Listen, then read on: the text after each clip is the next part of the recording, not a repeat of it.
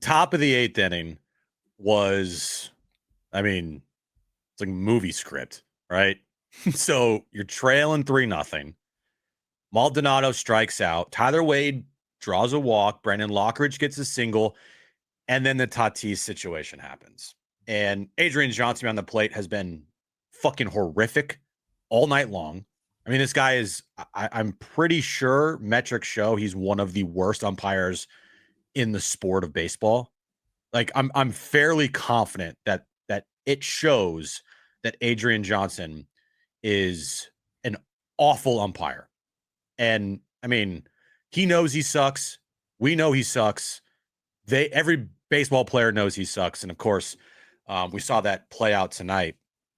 Tatis strikes out. I mean, it was a close pitch, but it was everything building up to that pitch. Yeah. I didn't think it was that close, to be honest with you. Yeah, you're probably right, but I do think it wasn't just that pitch that Tatis was pissed off at. It was a lot of stuff leading up to that moment. And I do think the rain delay had a part of it because it's his call, right? To because he's the crew chief, if I'm not mistaken, right? It's his call as to whether they put the tarp on the field, you're saying, during the game? Right. Yeah, it's umpire's discretion. Yeah, and I think he's the crew chief. I have no idea if he's the crew chief or not. Anyway, I'll just say he is. But anyway, earlier in that game, not calling the rain delay when it was like, I mean, it's like literally a shower rainstorm.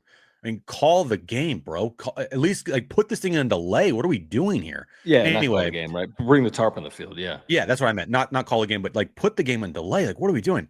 Anyway, I do think that, along with then like restarting the game without having the crew, the grounds crew come out and like paint the batters boxes and all that stuff. But mostly it was his strike zone tonight.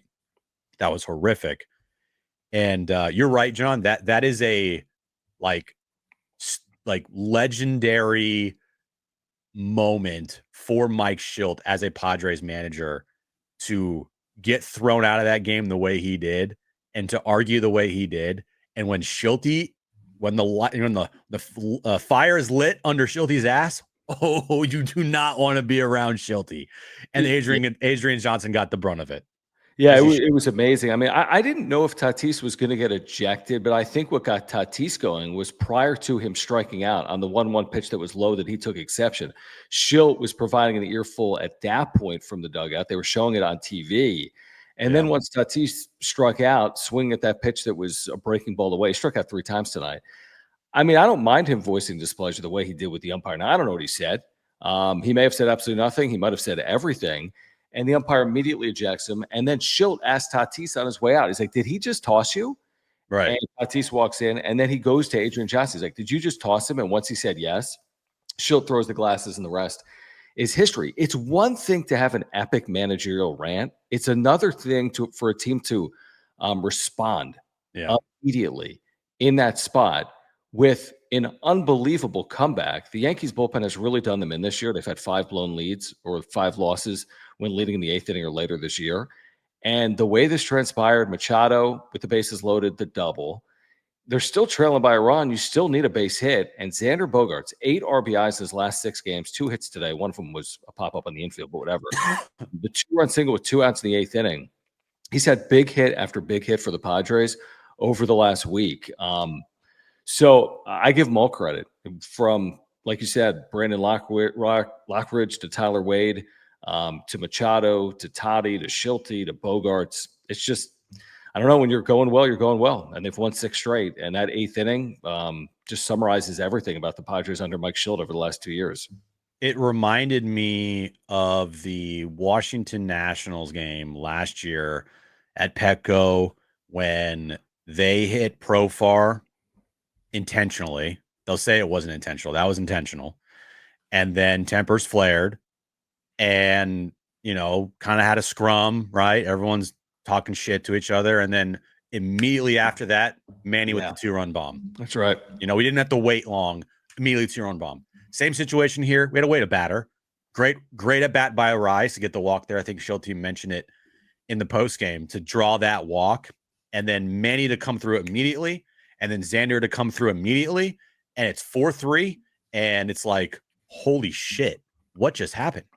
I mean, that was incredible, that moment, and you saw the fire, and a lot of times, not a lot of times, but there are some times, and you know this, John, when a team just doesn't have it, their manager's like, all right, I'm going to go out and get thrown out to try to light a fire under their ass.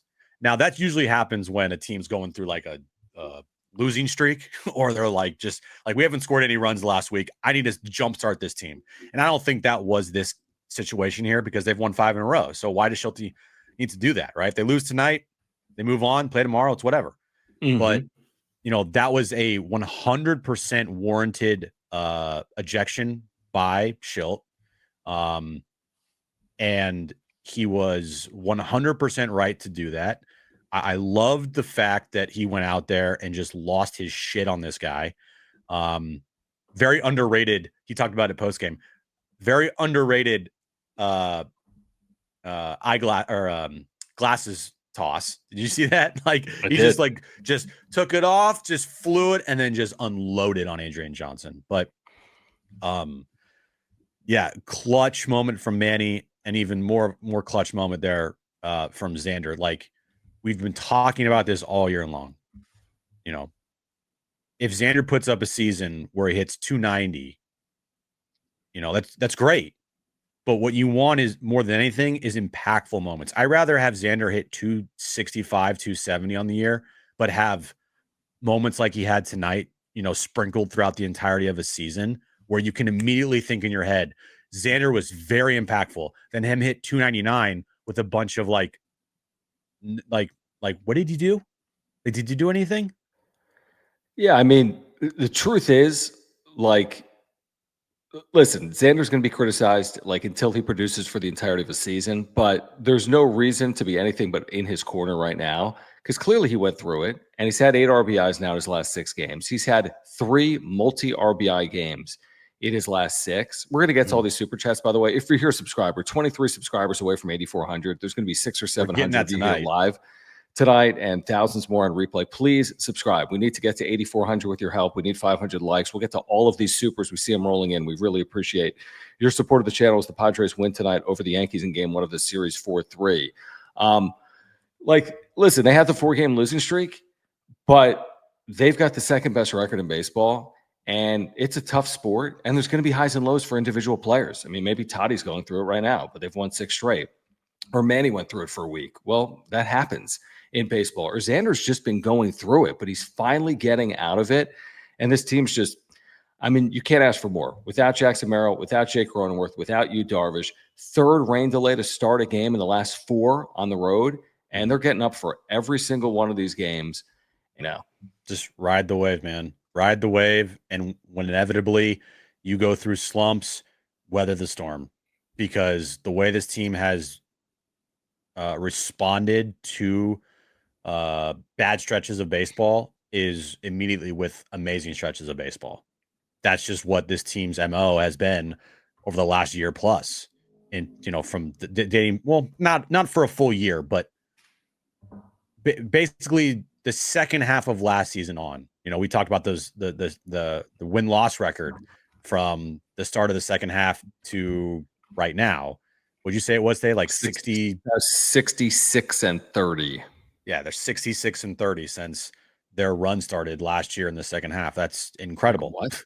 36 games over 500. Like, excuse me? What is that winning percentage, dude? Let's see, 66 divided by 96. They've won at a 688 clip. Yeah, that's incredible. Which means over 162, you would win 111.4 games. So you're like knocking on the door of the all-time record for like wins in the season. Yeah. That's crazy, dude. For 100 games? I know. To play like that for 100 games is incredible. Back to what Manny said. Love it. I love it. And to Shildt. Yeah. Dude's a cringy guy, right? He says things and you're like, okay, right? Like, you roll your eyes like, okay, Shildt. And that's to us. All right. That's to the media. That's to the fans, right? Now, fans obviously love him, but like the players are the most important. If you don't have the players bought into you, none of that bullshit works. And I think the biggest reason why the players have bought into Shildt, and it's in everyday life. If you have a boss and your boss is never having your back and your boss is always putting you down and your boss is always saying that you need to be better and your boss is always just like kind of nonchalant disregarding things that you say, you're not going to go to battle for your boss. You're not going to speak highly of your boss. You're probably going to want that guy to or person to be fired. You're like, screw that person. Shildt is the complete opposite. He will always have the players back. He will always encourage. He will always be positive, and he'll always go to bat for every single player on this team. And that is in sports and baseball, especially because it's such a long season and the grind of baseball is unlike any other sport. You need that. And you are seeing the fruits of that labor from Shildt being as positive as he is with the players, being as encouraging as is with the players, and having these guys back in every scenario. It is showing, and you just listen to a quote like that from Manny, you understand why it works. Mike Shildt as a manager is 368 and 279. He is 89 games over 500, a winning percentage of 569. That is right up there with as good as it gets outside of a few. And again, the sample size isn't huge. He hasn't managed for a decade, but he's managed long enough and he's won enough. And he has won at a high clip. I love this picture of Shildt just like in Adrian Johnson's face, just like, I mean, the glasses, it was when he took the glasses off and like cast them aside. That alone was like epic because shit's about to get real. See that? And then it got real, dude, to the point where Tim Leeper comes down the line and another umpire comes down the line. And I mean, Adrian Johnson and Mike Shildt were like face to face for a good amount of time. Like you'll see that every once in a while. I like what Shildt said post game is like, look at my track record. I don't have a lot of players that get ejected by umpires. Like I really do respect the craft. He has said this before. Like he came up working in umpire rooms in minor league baseball in North Carolina. So, like, I think he gets it. And he also prefaced what he said post-game tonight. Like, it's a hard job. It's an impossible job. I don't want the job. I think most people don't want the job. There's a reason that it pays well and there's a union. It's a hard job. The job sucks, truthfully. It does. It's awful.